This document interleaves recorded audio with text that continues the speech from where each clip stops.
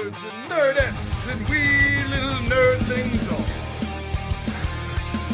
It's your buddy Big Johnny G, the Two Gun Pixie presents Legendary Gaming.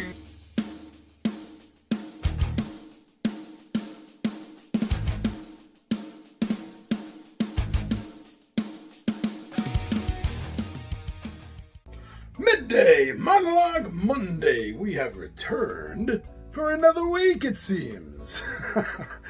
Seriously, good to see you, everyone. As you know, I'm your buddy Big Johnny G, and today I'd like to talk about something that really seems largely forgotten. I made a big deal about it when I was a kid for a short period of time, and now it's just a couple of words that you see on a calendar to most people these days.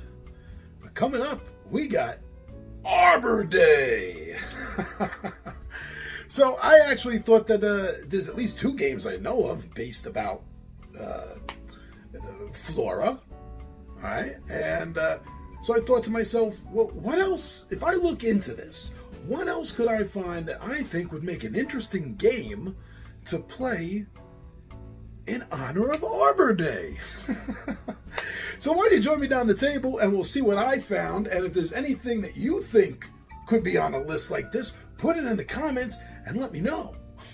All right, I'll see you down at the table.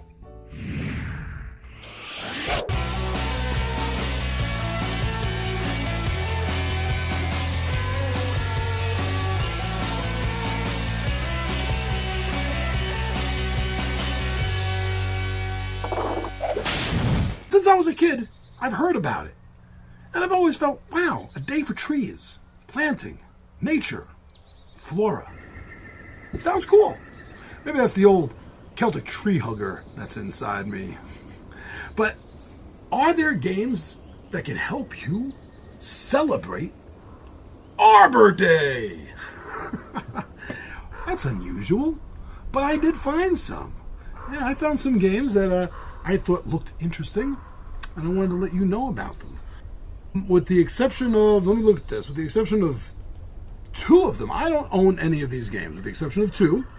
So it's hearsay about the rest of them. But I'm not talking about whether they're great or not. I'm just telling you that things I've found that look fun and kind of coincide a little bit with Arbor's side. So why don't we just take a casual walk down this path, huh?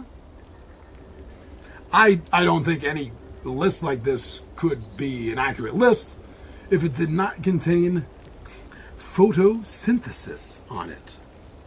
This is by Blue Orange Games. It's good for 2 to 4 players, ages 10 and up, and should take about 30 or 60 minutes.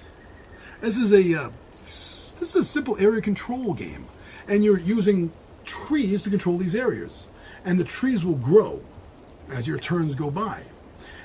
But it's all determined by the sun. There's literally a sun dial that gets placed around the game during turn to turn, showing how the sun is moving. And the more light a tree gets, the more it will grow. And if it's blocking the light that another tree would be getting, that tree is not going to grow. See how it works? And ultimately, you're trying to build the biggest forest. Now, by Renegade Game Studios, we have Arboretum, which is another tree nature-based game. This is good for 2 to 4 players, ages 8 and up, and should take you about 30 minutes to run. This is really a simple hand management, card resource collection, tile placement style game that you're going to be building the forest up around you.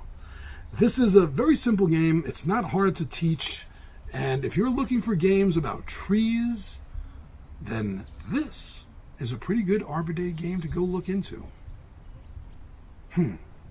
Parks by Keymaster Games is another title that you're probably going to have fun with if you're looking for Arbor Day titles.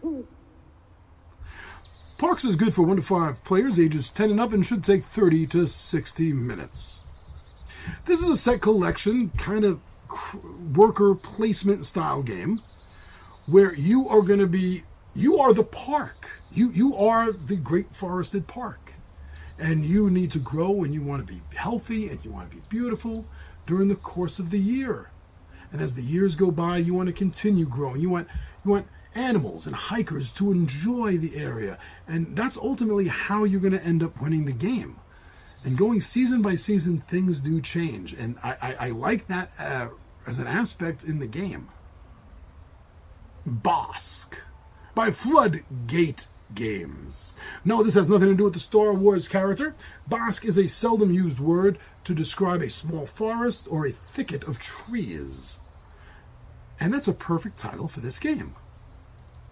In Bosk, you are trying to build an impressive forest that is going to welcome hikers and going to make them want to stay. I mean, not forever. It's not like you're eating them or anything, but make them enjoy their visit through the area. It does have similarities to parks, but there are enough differences between the games that you can play both and still get a different sensation. Now, two of the games I actually own that I think are covered perfectly by this are both by Osprey Games, and the first one is Sakura, and this is for 2 to 6 players, ages 10 and up, and should take about 20 to 40 minutes. I think this is a really fun game with a really interesting concept that the Emperor of Japan is coming out to go tour his garden, and he wants to stop at the sakura trees and admire them. And when he does, you, the royal painter, or one of the royal painters, needs to capture that image beautifully, perfectly. But everyone else is trying to do the same thing. Now, in this movement game, you're going to be controlling your movement, the Emperor's movement, and the movement of your opponents to get as close as possible without touching or jumping the Emperor at all, because that's going to send you back to the beginning and you have to race to catch up. But this game's tactics, that's where they lie. They lie in the manipulation of your own character and the others, and I find this game to be highly enjoyable every time I've played it. Now, the other Osprey title game is Samurai Gardener. This is for 2 to 5 players, ages 6 and up, and should take about 15 to 20 minutes. The concept of this game is you have been tasked by your emperor to build him the perfect Zen garden. And this game does this through tile placement and use, and the tiles are double and multi-sided, multi-imaged, right? One tile is different images, and you get to mix and match them as you are building them, piecing them together on the table and trying to collect certain sets that are bunched up together. It's a fun and interesting game, a different sort of take on something foresty because it's a garden, but it's definitely along those lines that you may enjoy for Arbor Day. Now, another strange game is actually, I put this last and photosynthesis first because I kind of see it that way. In fact, I want to do a metagaming of the two of them one day if possible. I have to get the games first. But opposite of photosynthesis is Shadows in the Forest. And this is by Think Fun Games. It's good for 2 to 8 players, ages 8 and up, and should take about 15 or 20 minutes to play in the dark. Yeah, very kind of cute, kitschy, different kind of thing, right? You play in the dark. And the one player is hunting the other players.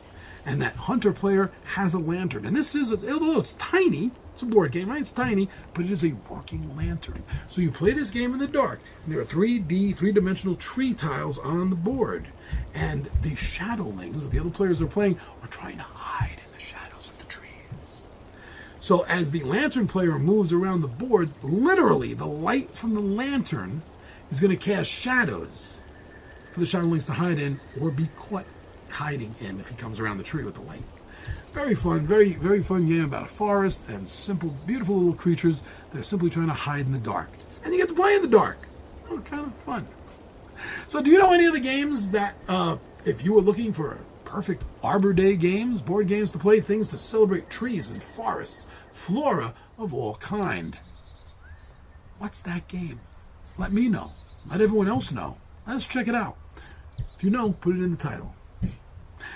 Thank you very much for checking out this Arbor Day Gaming Special here for Midday Monologue Monday. I'm your buddy Big Johnny G for Two Gun Pixie presents Legendary Gaming, and my friends, I am out of here.